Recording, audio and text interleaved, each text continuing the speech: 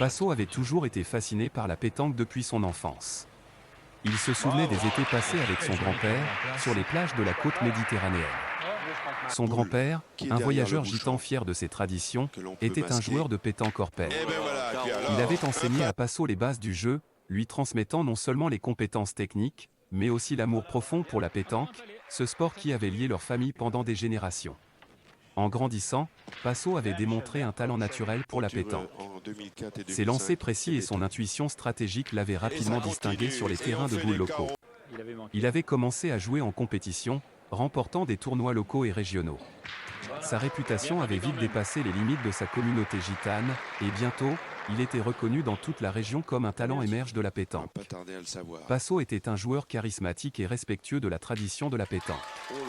Lors des tournois, il portait fièrement un foulard aux couleurs vives, symbole de son héritage gitane. Il était connu pour sa jovialité et sa volonté de partager son amour pour le jeu. Cela lui avait valu le respect de ses pairs, qu'ils soient gitans ou non. Au fil des années, Passo avait atteint le sommet de la scène de la pétanque en France et dans le monde. Il avait représenté fièrement sa communauté gitane et inspiré de nombreux jeunes joueurs à suivre ses traces. Passo avait remporté des championnats nationaux, avait été sélectionné pour l'équipe nationale, et avait même participé à des compétitions internationales.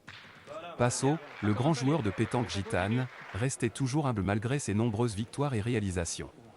Il avait compris que la pétanque était bien plus qu'un simple jeu, c'était une tradition qui avait forgé des liens familiaux et culturels indéfectibles. Il espérait que son succès inspirerait d'autres à découvrir et à aimer ce jeu emblématique, tout en honorant ses racines gitanes.